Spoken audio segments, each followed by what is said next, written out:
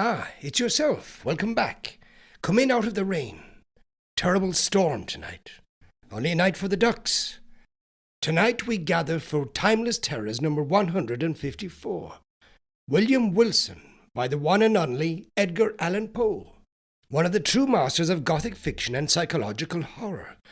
Now, before we begin, thank you for joining me tonight. Whether you're a long-time listener or new to Timeless Terrors, I'm grateful you've made your way here. And if you've come through rain, wind, or a passing thunderstorm to get here tonight, just like I have, I hope the journey wasn't too troublesome, and that you found a warm, comfortable place to settle in for this evening's tale. Long-time listeners may remember Poe's Ligeia, another story we featured on the Timeless Terrors series. And like that tale too, William Wilson explores Poe's fascination with identity, divided selves, the fraction of the self, and the darker corners of the human mind. In this unsettling story, a man finds himself pursued throughout his life by a mysterious figure who shares his name, appearance, and mannerisms. As encounters grow more frequent and more disturbing, he becomes increasingly desperate to understand who, or what, this shadowy double truly is. Now dim those lights, settle back, and let us begin. William Wilson, written by Edgar Allan Poe. Performed for you by Jonathan Dunne. Original year of publication 1839. This work is in the public domain. Production and narration copyright 2026. Jonathan Dunne. What say of it? What say of conscience grim? That spectre in my path? Chamberlain's Pharaonida.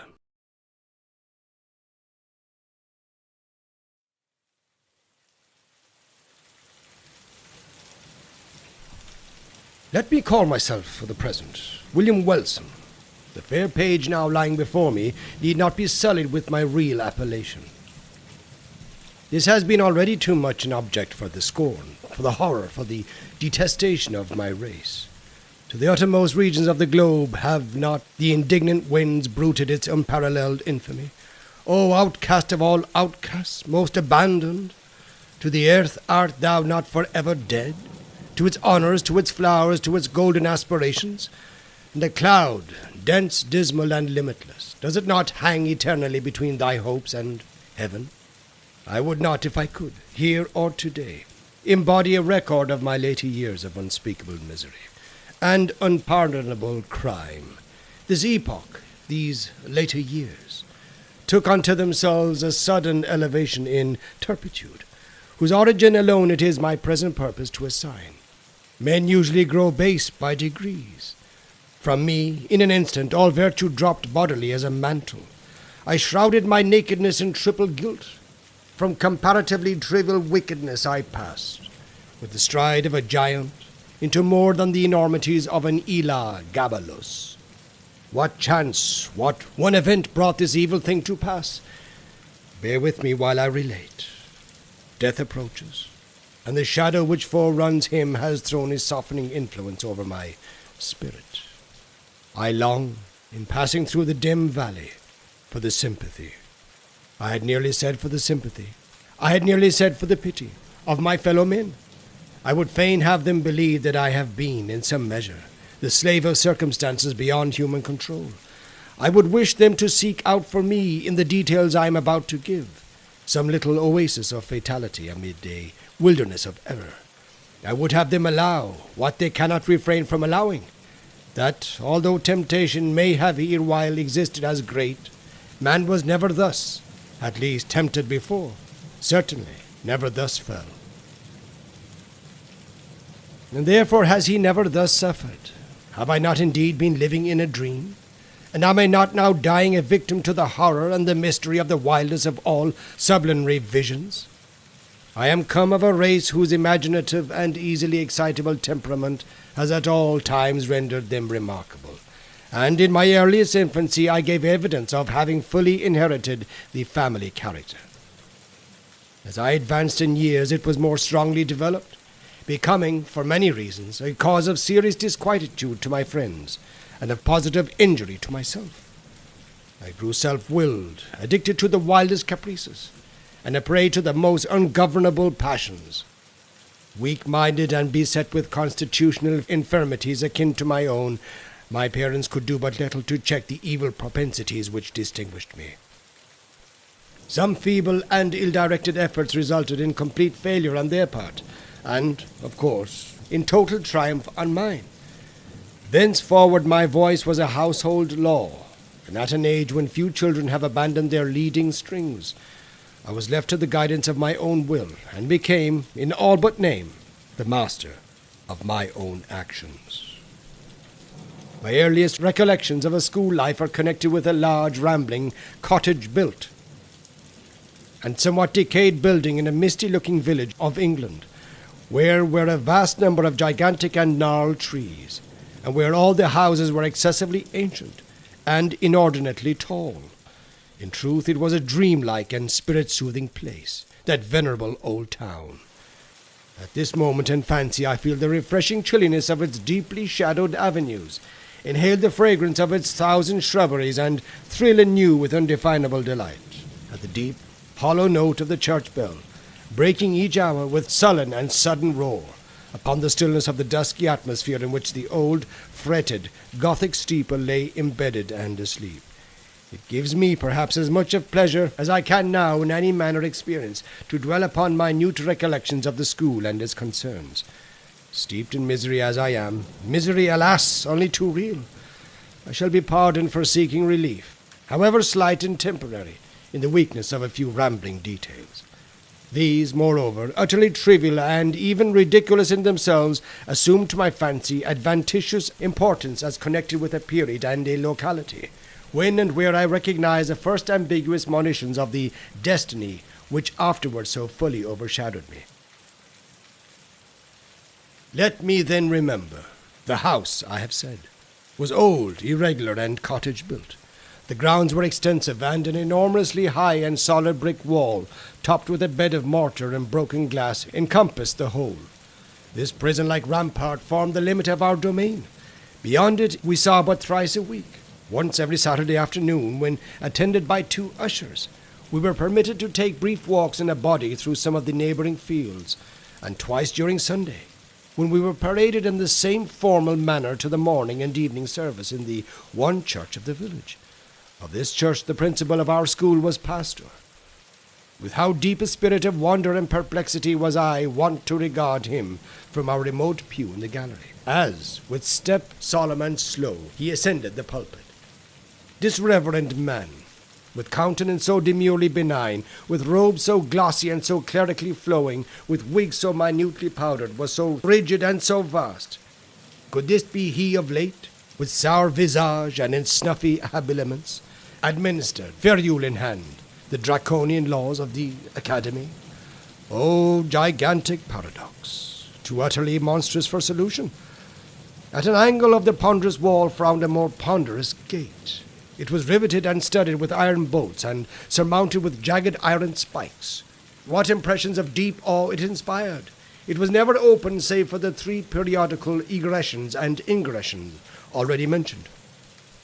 Then, in every creak of its mighty hinges, we found a plenitude of misery, a world of matter for solemn remark or for more solemn meditation. The extensive enclosure was irregular in form, having many capacious recesses. Of these, 3 or 4 of the largest constituted the playground. It was level and covered with fine hard gravel. I well remember it had no trees, nor benches, nor anything similar within it. Of course it was in the rear of the house. In front lay a small parterre, planted with box and other shrubs.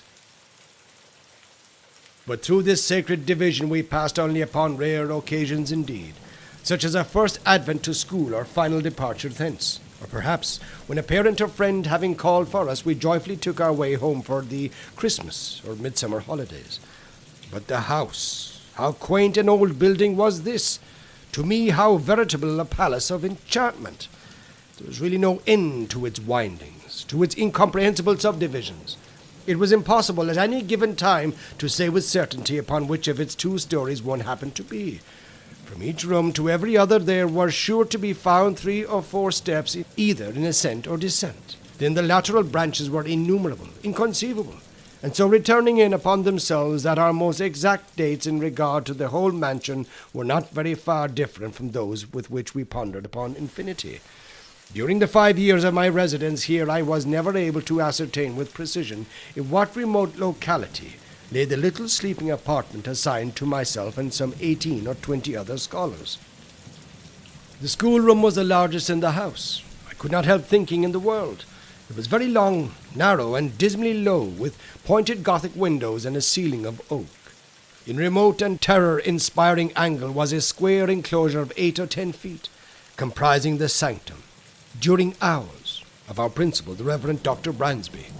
It was a solid structure, with massy door, sooner than open which, in the absence of the Dominie, we would all have willingly perished by the peine forte et dure. In other angles were 2 other similar boxes, far less reverenced, indeed, but still greatly matters of awe.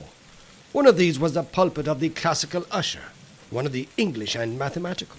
Interspersed about the room, crossing and recrossing in endless irregularity, were innumerable benches and desks, black and ancient and time-worn, piled desperately with much bethumbed books, and so beseamed with initial letters, names at full length, meaningless gashes, grotesque figures, and other multiplied efforts of the knife, as to have entirely lost what little of original form might have been their portion in days long departed. A huge bucket with water stood at one extremity of the room, and a clock of stupendous dimensions at the other. Encompassed by the massy walls of this venerable academy, I passed, yet not in tedium or disgust, the years of the 3rd lustrum of my life. The teeming brain of childhood requires no external world of incident to occupy or amuse it, and the apparently dismal monotony of a school was replete with more intense excitement than my riper youth has derived from luxury, or my full manhood from crime. Yet I must believe that my first mental development had in it much of the uncommon, even much of the autre. Upon mankind at large, the events of early existence rarely leave in mature age any definite impression. All is grey shadow, a weak and irregular remembrance, an indistinct regathering of feeble pleasures and phantasmagoric pains. With me this is not so. In childhood I must have felt with the energy of a man what I now find stamped upon memory in lines as vivid, as deep, and as durable as the exergues of the Carthaginian medals. Yet in the fact of the world's view, how little was there to remember? The morning's awakening, the nightly summons to bed, the connings, the recitations, the periodical half-holidays and perambulations, the playground with its broils, its pastimes, its intrigues, these, by a mental sorcery long forgotten, were made to involve a wilderness of sensation, a world of rich incident, an universe of varied emotion, of excitement the most passionate and spirit-stirring. Oh, les bons temps, oh, c'est si ciel de fer. In truth, the ardency, the enthusiasm, and the imperiousness of my disposition soon rendered me a marked character among my schoolmates, and by slow but natural gradations gave me an ascendancy over all not greatly older than myself, over all with one single exception. This exception was found in the person of a scholar, who, although no relation, bore the same Christian and surname as myself. A circumstance, in fact, little remarkable, for, notwithstanding a noble descent, mine was one of those everyday appellations which seem, by prescriptive right, to have been, time out of mind, the common property of the mob. In this narrative I have therefore designated myself as William Wilson, a fictitious title not very dissimilar to the real.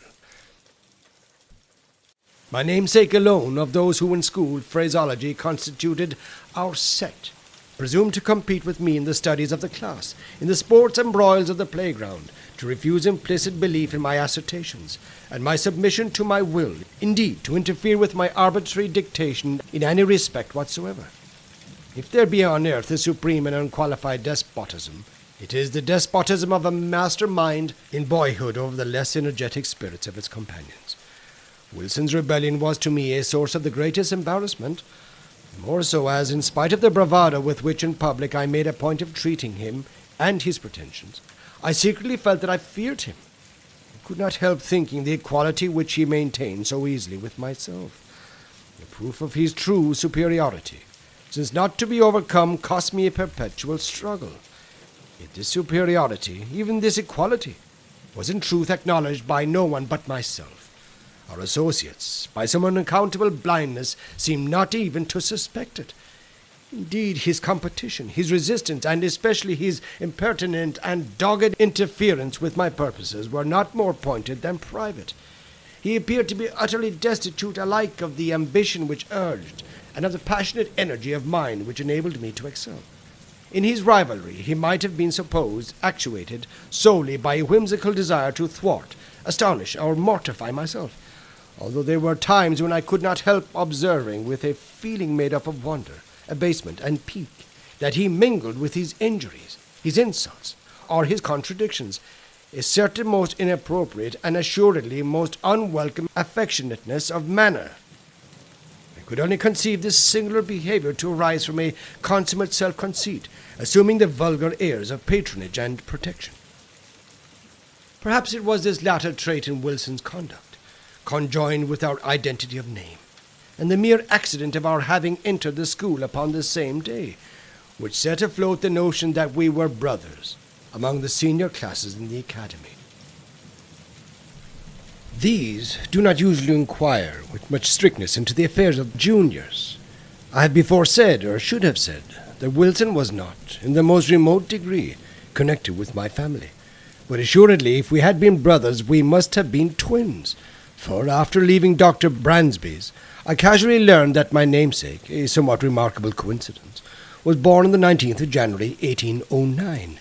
This is precisely the day of my own nativity.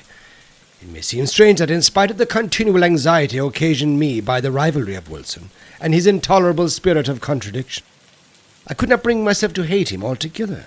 We had, to be sure, nearly every day a quarrel in which, yielding me publicly the palm of victory, he, in some manner, contrived to make me feel that it was he who had deserved it. Yet a sense of pride upon my part, and a veritable dignity upon his own, kept us always upon what are called speaking terms, while there were many points of strong congeniality in our tempers, operating to awake in me a sentiment which our position alone, perhaps, prevented from ripening into friendship. It is difficult indeed to define or even to describe my real feelings towards him. They were formed of a heterogeneous mixture, some petulant animosity, which was not yet hatred, some esteem, more respect, much fear, with a world of uneasy curiosity. To the moralist fully acquainted with the minute spirings of human action, it will be unnecessary to say, in addition, that Wilson and myself were the most inseparable of companions. It was no doubt the anomalous state of affairs existing between us which turned all my attacks upon him, and there were many, either open or covert, into the channel of banter or practical joke, giving pain while assuming the aspect of mere fun, rather than into that of a more serious and determined hostility. But my endeavours on this head were by no means uniformly successful. Even when my plans were the most wittily concocted, for my namesake had much about him in character of that unassuming and quiet austerity which, while enjoying the poignancy of its own jokes, has no heel of Achilles in itself, and absolutely refuses to be laughed at. I could find, indeed, but one vulnerable point, and that, lying in a personal peculiarity, arising perhaps from constitutional disease, would have been spared by any antagonist less at his wit's end than myself. My rival had a weakness in the facial or guttural organs, which precluded him from raising his voice at any time above a very low whisper. Of this defect I did not fail to take what poor advantage lay in my power. Wilson's retaliations in kind were many, and there was one form of his practical wit that disturbed me beyond measure. How his sagacity first discovered at all that so petty a thing would vex me is a question I never could solve. But, having discovered, he habitually practised the annoyance. I had always felt aversion to my uncourtly patronymic, and its very common, if not plebeian, praenomen. The words were venom in my ears, and when upon the day of arrival a second William Wilson came also to the academy, I felt angry with him for bearing the name, and doubly disgusted with the name because a stranger bore it. Who would be the cause of its twofold repetition? Who would be constantly in my presence, and whose concerns, in the ordinary routine of the school business, must inevitably, on account of the detestable coincidence, be often confounded with my own? The feeling of vexation thus engendered grew stronger with every circumstance tending to show resemblance, more or physical, between my rival and myself. I had not then discovered the remarkable fact that we were of the same age, but I saw that we were of the same height, and I perceived that we were not altogether unlike in general contour of person and outline of feature. I was galled, too, by the rumour touching a relationship which had grown current in the upper forms. In a word, nothing could more seriously disturb me, although I scrupulously concealed such disturbance, than any allusion to a similarity of mind, person, or condition existing between us. But in truth, I had no reason to believe that, with the exception of the matter of relationship, and in the case of Wilson himself, this similarity had ever been made a subject of comment, or even observed at all by our schoolfellows. That he observed it in all its bearings and as fixedly as I was apparent, but that he could discover in such circumstances so fruitful a field of annoyance for myself can only be attributed, as I said before, to his more than ordinary penetration. His cue, which was to perfect an imitation of myself, lay both in words and in actions, and most admirably did he play his part. My dress it was an easy matter to copy. My gait and general manner were, without difficulty, appropriated. In spite of his constitutional defect, even my voice did not escape him. My louder tones were, of course, unattempted, but in the key it was identical, and his singular whisper it grew to the very echo of my own. How greatly this most exquisite portraiture harassed me, for it could not justly be termed a caricature, I will not now venture to describe. I had but one consolation in the fact that the imitation, apparently, was noticed by myself alone, and that I had to endure only the knowing and strangely sarcastic smiles of my namesake himself. Satisfied with having produced in my bosom the intended effect, he seemed to chuckle in secret over the sting he had inflicted, and was characteristically disregardful of the public applause which the success of his witty endeavours might have so easily elicited. That the school, indeed, did not feel his design, perceive its accomplishment, and participate in his sneer was, for many anxious months, a riddle I could not resolve. Perhaps the gradation of his copy rendered it not so readily perceptible. Or more possibly, I owed my security to the masterly air of the copyist, who, disdaining the letter, which in a painting is all the obtuse can see, gave but the full spirit of his original for my individual contemplation and chagrin. I have already more than once spoken of the disgusting air of patronage which he assumed towards me, and of his frequent officious interference with my will. This interference often took the ungracious character of advice not openly given, but hinted or insinuated. I received it with a repugnance which gained strength as I grew in years. Yet at this distant day, let me do him the simple justice to acknowledge that I can recall no occasion when the suggestions of my rival were on the side of those errors or follies so usual to his immature age, and seeming inexperience, that his moral sense at least, if not his general talents and worldly wisdom, was far keener than my own, and that I might today have been a better and thus a happier man had I more seldom rejected the counsels embodied in those meaning whispers which I then but too cordially hated and too bitterly derided. As it was, I at length grew restive in the extreme, under his distasteful supervision, and daily resented more and more openly what I considered his intolerable arrogance. I have said that in the first years of our connection as schoolmates, my feelings in regard to him might have been easily ripened into friendship. But in the latter months of my residence at the academy, although the intrusion of his ordinary manner had, beyond doubt, in some measure abated my sentiments, in nearly similar proportion partook very much of positive hatred. Upon one occasion he saw this, I think, and afterwards avoided, or made a show of avoiding me. It was about the same period, if I remember right, that in an altercation of violence with him, in which he was more than usually thrown off his guard and spoke and acted with an openness of demeanour rather foreign to his nature, I discovered, or fancied I discovered, in his accent, his air, and general appearance, as something which first startled and then deeply interested me, by bringing to mind dim visions of my earliest infancy, wild, confused, and thronging memories of a time when memory herself was yet unborn. I cannot better describe the sensation which oppressed me than by saying that I could with difficulty shake off the belief that myself and the being who stood before me had been acquainted at some epoch very long ago, some point of the past even infinitely remote. The delusion, however, faded rapidly as it came, and I mention it all but to define the day of the last conversation I there held with my singular namesake. The huge old house, with its countless subdivisions, had several enormously large chambers communicating with each other, where slept the greater number of the students. There were, however, as must necessarily happen in a building so awkwardly planned, many little nooks or recesses, the odds and ends of the structure, and these the economic ingenuity of Dr. Bransby had also fitted up as dormitories, although being the merest closets they were capable of accommodating only a single individual. One of these small apartments was occupied by Wilson. It was upon a gloomy and tempestuous night of an early autumn, about the close of my 5th year at the school, and immediately after the altercation just mentioned, that, finding everyone wrapped in sleep, I arose from bed and, lamp in hand, stole through a wilderness of narrow passages from my own bedroom to that of my rival. I had been long plotting one of those ill-natured pieces of practical wit at his expense, in which I hitherto been so uniformly unsuccessful. It was my intention now to put my scheme in operation, and I resolved to make him feel the whole extent of the malice with which I was imbued. Having reached his closet, I noiselessly entered, leaving the lamp with a shade over it on the outside. I advanced a step and listened to the sound of his tranquil breathing. Assured of his being asleep, I returned, took the light, and with it again approached the bed. Closed curtains were around it, which, in the prosecution of my plan, I slowly and quietly withdrew, when the bright rays fell vividly upon the sleeper, and my eyes at the same moment upon his countenance. I looked, and a numbness, an iciness of feeling, instantly pervaded my frame. My breast heaved, my knees tottered, my whole spirit became possessed with an objectless yet intolerable horror. Gasping for breath, I lowered the lamp in still nearer proximity to the face.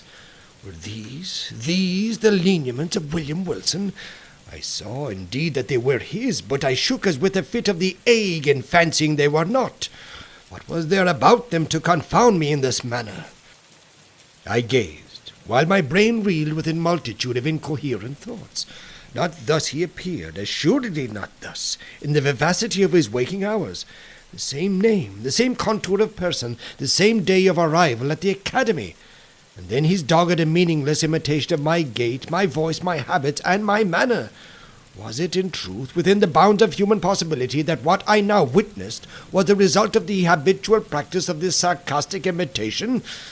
Awe-stricken, and with a creeping shudder, I extinguished the lamp, passed silently from the chamber, and left at once the halls of that old academy, never to enter them again.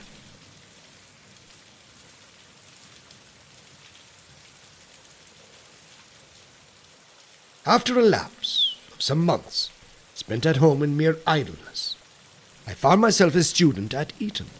The brief interval had been sufficient to enfeeble my remembrance of the events at Dr. Bransby's, or at least to effect a material change in the nature of the feelings with which I remembered them. My whole spirit became possessed with an objectless yet intolerable horror. Gasping for breath, I lowered the lamp in still nearer proximity to the face. Were these the lineaments of William Wilson? I saw indeed that they were his, but I shook as with a fit of the ague in fancying they were not. What was there about them to confound me in this manner? I gazed, while my brain reeled with a multitude of incoherent thoughts. Not thus he appeared, assuredly not thus, in the vivacity of his waking hours. The same name, the same contour of person, the same day of arrival at the academy. And then his dogged and meaningless imitation of my gait, my voice, my habits, and my manner. Was it, in truth, within the bounds of human possibility that what I now witnessed was the result of the habitual practice of this sarcastic imitation?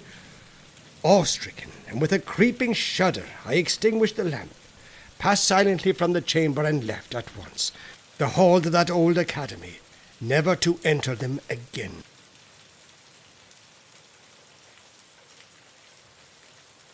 After a lapse of some months, spent at home in mere idleness, I found myself a student at Eton. The brief interval had been sufficient to enfeeble my remembrance of the events at Dr. Bransby's, or at least to effect a material change in the nature of the feelings with which I remembered them. The truth, the tragedy of the drama was no more. I could now find room to doubt the evidence of my senses, and seldom called up the subject at all, but with wonder at the extent of human credulity, and a smile at the vivid force of the imagination which I hereditarily possessed. Neither was this species of skepticism likely to be diminished by the character of the life I led at Eton. The vortex of thoughtless folly, into which I there so immediately and so recklessly plunged, washed away all but the froth of my past hours, engulfed at once every solid or serious impression, and left to memory only the veriest levities of a former existence. I do not wish, however, to trace the course of my miserable profligacy here, a profligacy which set at defiance the laws, while it eluded the vigilance of the institution. 3 years of folly passed without profit, had but given me rooted habits of vice, and added in a somewhat unusual degree to my bodily stature, when after a week of soulless dissipation I invited a small party of the most dissolute students to a secret carousel in my chamber. We met at a late hour of the night, for our debaucheries were to be faithfully protracted until morning. The wine flowed freely, and there were not wanting other, perhaps more dangerous seductions, so that the grey dawn had already faintly appeared in the east, while our delirious extravagance was at its height. Madly flushed with cards and intoxication, I was in the act of insisting upon a toast of more than intolerable profanity, when my attention was suddenly diverted by the violent, although partial, unclosing of the door of the apartment, and by the eager voice from without of a servant. He said that some person, apparently in great haste, demanded to speak with me in the hall, wildly excited with the potent vin de baraque. The unexpected interruption rather delighted than surprised me. I staggered forward at once, and a few steps brought me to the vestibule of the building. In this low and small room there hung no lamp, and now no light at all was admitted, save that of the exceedingly feeble dawn which made its way through a semicircular window. As I put my foot over the threshold, I became aware of the figure of a youth, about my own height, and, what then peculiarly struck my mad fancy, habited in a white casimere morning frock, cut in the novel fashion of the one I myself wore at the moment.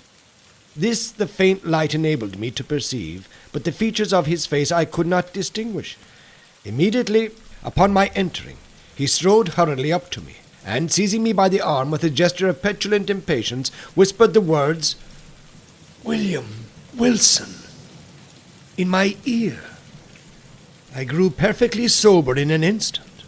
There was that in the manner of the stranger, and in the tremulous shake of his uplifted finger, as he held it between my eyes and the light, which filled me with unqualified amazement. But it was not this which had so violently moved me. It was the pregnancy of solemn admonition in the singular, low, hissing utterance. And above all, it was the character, the tone, the key of those few simple and familiar yet whispered syllables, which came with 1,000 thronging memories of bygone days, and struck upon my soul with the shock of a galvanic battery. Ere I could recover the use of my senses, he was gone. Although this event failed not of a vivid effect upon my disordered imagination, yet was it evanescent as vivid. For some weeks, indeed, I busied myself in earnest inquiry, or was wrapped in a cloud of morbid speculation. I did not pretend to disguise from my perception the identity of the singular individual, who thus perseveringly interfered with my affairs, and harassed me with his insinuated counsel. But who and what was this Wilson? And whence came he? And what were his purposes? Upon neither of these points could I be satisfied, merely ascertaining in regard to him that a sudden accident in his family had caused his removal from Dr. Bransby's academy on the afternoon of the day in which I found myself had eloped. But in a brief period I ceased to think upon the subject, my attention being all absorbed in the contemplated departure for Oxford. Thither I soon went, the uncalculating vanity of my parents furnishing me with an outfit, an annual establishment, which would enable me to indulge at will in the luxury already so dear to my heart, to vie in profuseness of expenditure with the haughtiest heirs of the wealthiest earldoms in Great Britain. Excited by such appliances to vice, my constitutional temperament broke forth with redoubled ardour, and I spurned even the common restraints of decency in the mad infatuation of my revels. But it was absurd to pause in the detail of my extravagance. Let it suffice that among spendthrifts I out-Heroded Herod, and that, giving name to a multitude of novel follies, I added no brief appendix to the long catalogue of vices then usual in the most dissolute university of Europe. It could hardly be credited, however, that I had, even here, so utterly fallen from the gentlemanly estate as to seek acquaintance with the vilest arts of the gambler by profession, and having become an adept in his despicable science, to practice it habitually as a means of increasing my already enormous income at the expense of the weak-minded among my fellow collegians. Such, nevertheless, was the fact, and the very enormity of this offence against all manly and honourable sentiment proved, beyond doubt, the main, if not the sole reason of the impunity with which it was committed. Who indeed among my most abandoned associates would not rather have disputed the clearest evidence of his senses, than have suspected of such courses the gay, the frank, the generous William Wilson, the noblest and most liberal commoner at Oxford, him whose follies, said his parasites, were but the follies of youth and unbridled fancy, whose errors but inimitable whim, whose darkest vice but a careless and dashing extravagance. I had been now 2 years successfully busied in this way, when there came to the university a young parvenu nobleman, Glendinning, rich, said report, as Herodes Atticus. His riches, too, as easily acquired. I soon found him of weak intellect, and of course marked him as a fitting subject for my skill. I frequently engaged him in play, and contrived, with a gambler's usual art, to let him win considerable sums, the more effectually to entangle him in my snares. At length, my schemes being ripe, I met him, with the full intention that this meeting should be final and decisive, at the chambers of a fellow commoner, Mr. Preston, equally intimate with both, but who, to do him justice, entertained not even a remote suspicion of my design. To give to this a better colouring, I had contrived to have assembled a party of some 8 or 10, and was solicitously careful that the introduction of cards should appear accidental, and originate in the proposal of my contemplated dupe himself. To be brief upon a vile topic, none of the low finesse was omitted, so customary upon similar occasions that it is a just matter for wonder how any are still found so besotted as to fall its victim. We had protracted our sitting far into the night, and I had at length effected the manoeuvre of getting Glendinning as my sole antagonist. The game, too, was my favourite écarté. The rest of the company, interested in the extent of our play, had abandoned their own cards, and were standing around us as spectators. The parvenu, who had been introduced by my artifices in the early part of the evening to drink deeply, now shuffled, dealt, or played, with a wild nervousness of manner for which his intoxication, I thought, might partially, but could not altogether account. In a very short period he had become my debtor to a large amount of money, when, having taken a long draught of port, he did precisely what I had been coolly anticipating. He proposed to double our already extravagant stakes, with a well-feigned show of reluctance, and not until after my repeated refusal had seduced him into some angry words, which gave a colour of pique to my compliance, did I finally comply. The result, of course, did but prove how entirely the prey was in my toils. In less than a single hour he had quadrupled his debt. For some time his countenance had been losing the florid tinge lent it by the wine, but now to my astonishment I perceived that it had grown to a pallor truly fearful. I say to my astonishment. Glendinning had been represented to my eager inquiries as immeasurable wealthy, and the sums which he had as yet lost, although in themselves vast, could not, I suppose, very seriously annoy, much less so violently affect him. That he was overcome by the wine just swallowed was the idea which most readily presented itself, and rather with a view to the preservation of my own character in the eyes of my associates than from any less interested motive, I was about to insist peremptorily upon a discontinuance of the play, when some expressions at my elbow from among the company, and an ejaculation evincing utter despair on the part of Glendinning, gave me to understand that I had effected his total ruin under circumstances which, rendering him an object for the pity of all, should have protected him from the ill offices even of a fiend. What now might have been my conduct it is difficult to say. The pitiable condition of my dupe had thrown an air of embarrassed gloom over all, and for some moments a profound and unbroken silence was maintained, during which I could not help feeling my cheeks tingle with the many burning glances of scorn or reproach cast upon me by the less abandoned of the party. I will even own that an intolerable weight of anxiety was for a brief instant lifted from my bosom by the sudden and extraordinary interruption which ensued. The wide, heavy folding doors of the apartment were all at once thrown open, to their full extent, with a vigorous and rushing impetuosity that extinguished, as if by magic, every candle in the room. Their light, in dying, enabled us just to perceive that a stranger had entered, of about my own height, and closely muffled in a cloak. The darkness, however, was now total, and we could only feel that he was standing in our midst. Before any one of us could recover from the extreme astonishment into which this rudeness had thrown all, we heard the voice of the intruder. "Gentlemen," he said, in a low, distinct, and never-to-be-forgotten whisper which thrilled to the very marrow of my bones.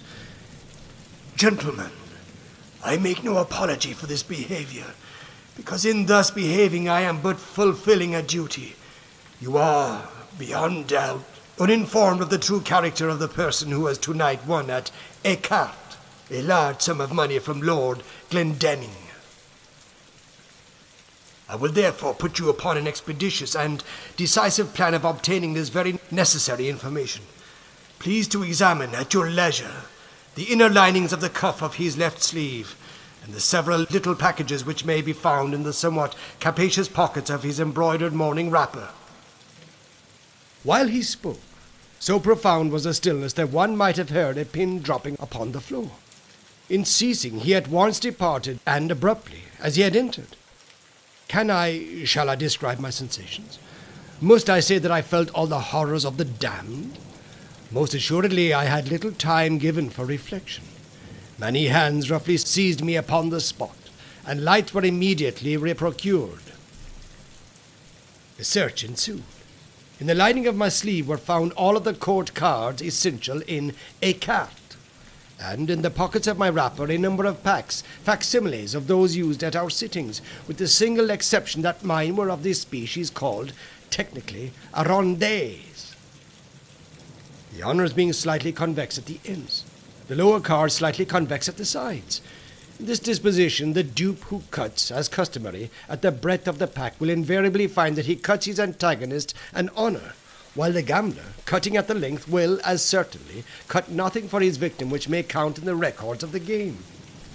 Any outrageous burst of indignation upon this shameful discovery would have affected me less than the silent contempt, or the sarcastic composure with which it was received. "Mr. Wilson," said our host, stooping to remove from beneath his feet an exceedingly luxurious cloak of rare furs. "Mr. Wilson, this is your property." The weather was cold, and upon quitting my own room I had thrown a cloak over my dressing wrapper, putting it off upon reaching the scene of play. "I presume it is supererogatory to seek here," eyeing the folds of the garment with a bitter smile, "for any further evidence of your skill. Indeed, we have had enough. You will see the necessity, I hope, of quitting Oxford, at all events of quitting instantly my chambers." Abased, humble to the dust as I then was, it is probable that I should have resented this galling language by immediate personal violence, had not my whole attention been at the moment arrested by a fact of the most startling character. The cloak which I had worn was of a rare description of fur. How rare, how extravagantly costly, I shall not venture to say. Its fashion, too, was of my own fantastic invention, for I was fastidious to a degree of absurd coxcombry in matters of this frivolous nature. When, therefore, Mr. Preston reached me that which we had picked up upon the floor, and near the folding doors of the apartment, it was with an astonishment nearly bordering upon terror that I perceived my own already hanging on my arm, where I had no doubt unwittingly placed it, and that the one presented me was but its exact counterpart in even the minutest possible particular. The singular being who had so disastrously exposed me had been muffled, I remember, in a cloak, and none had been worn at all by any of the members of our party, with the exception of myself. Retaining some presence of mind, I took the one offered me by Preston, placed it, unnoticed, over my own, left the apartment with a resolute scowl of defiance, and next morning, ere dawn of day, commenced a hurried journey from Oxford to the Continent, in a perfect agony of horror and of shame. I fled in vain. My evil destiny pursued me as if in exultation, and proved indeed that the exercise of its mysterious dominion had as yet only begun. Scarcely had I set foot in Paris ere I had fresh evidence of the detestable interest taken by this Wilson in my concerns. Years flew, while I experienced no relief. Villain! At Rome! With how untimely, yet with how spectral officiousness stepped he in between me and my ambition. At Vienna too, at Berlin, and at Moscow, where in truth I had not bitter cause to curse him within my heart. From his inscrutable tyranny did I at length flee, panic-stricken, as from a pestilence, and to the very ends of the earth I fled in vain. And again, in secret communion with my own spirit, would I demand the questions, who is he? Whence came he? And what are his objects? But no answer was there found, and now I scrutinized with a minute scrutiny the forms and the methods and the leading traits of his impertinent supervision.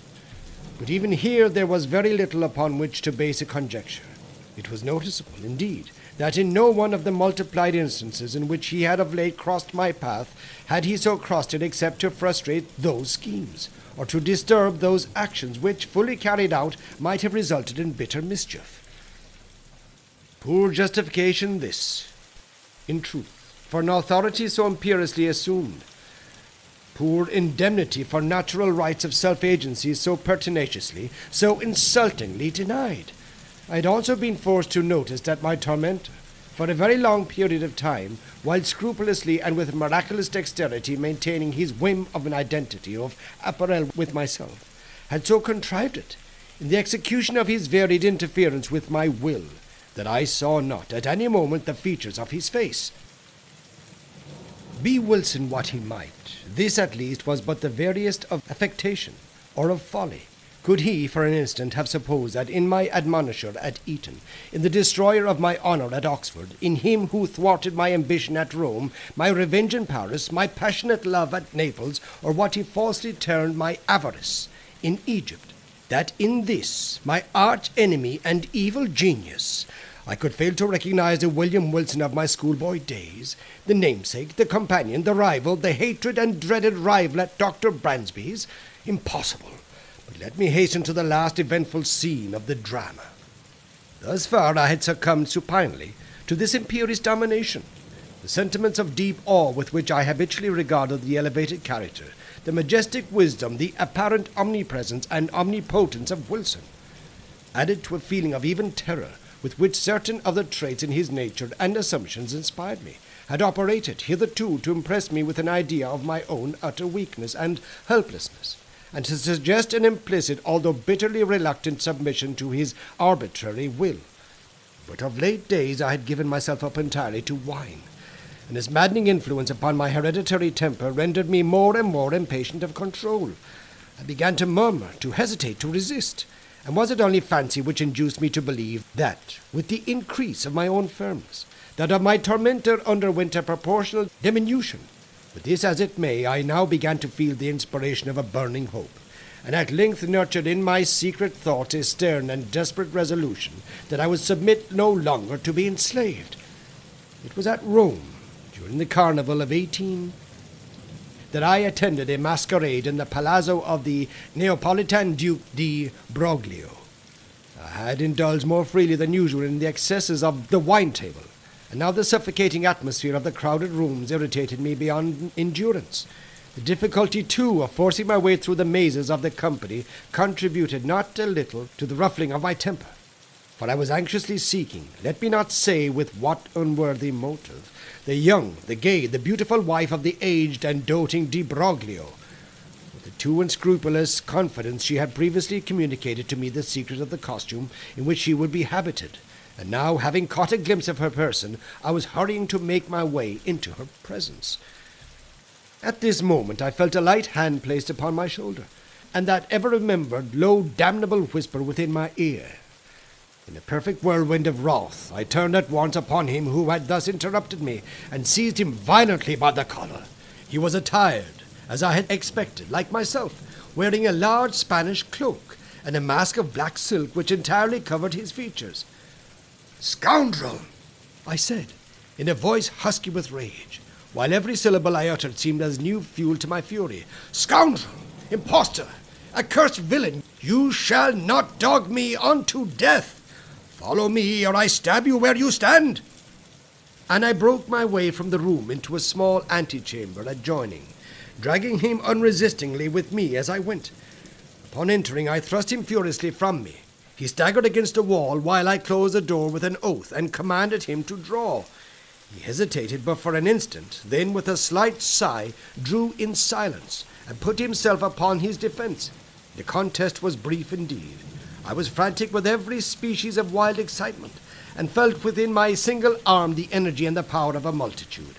In a few seconds I forced him by sheer strength against the wainscoting, and thus getting him at mercy, plunged my sword with brute ferocity repeatedly through and through his bosom. At this instant some person tried the latch of the door. I hastened to prevent an intrusion, and then immediately returned to my dying antagonist. But what human language can adequately portray that astonishment, that horror which possessed me at the spectacle then presented to view? The brief moment in which I averted my eyes had been sufficient to produce, apparently, a material change in the arrangements at the upper and farther end of the room.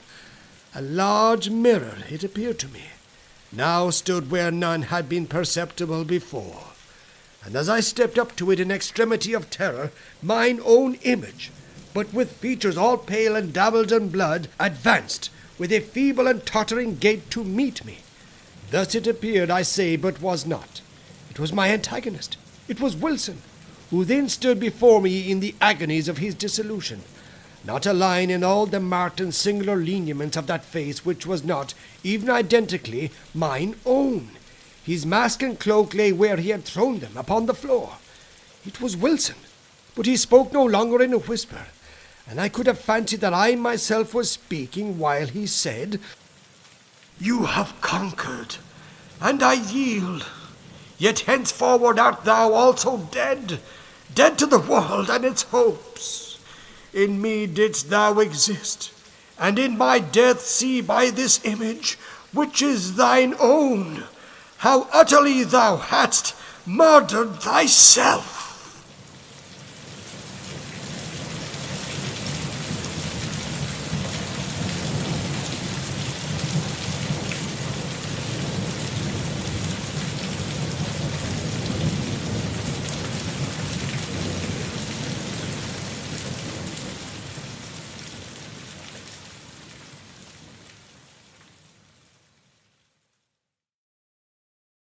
Well now, that was William Wilson by Edgar Allan Poe, presented as part of the Timeless Terrors series, number 154.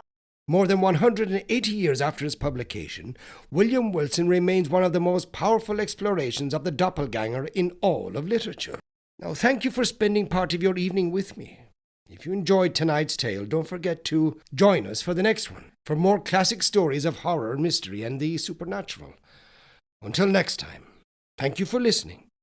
And remember, sometimes the face we fear most is the one that looks back at us from the mirror. Good night. This has been William Wilson, written by Edgar Allan Poe, performed for you by Jonathan Dunne. Original year of publication 1839. This work is in the public domain. Production and narration copyright 2026, Jonathan Dunne.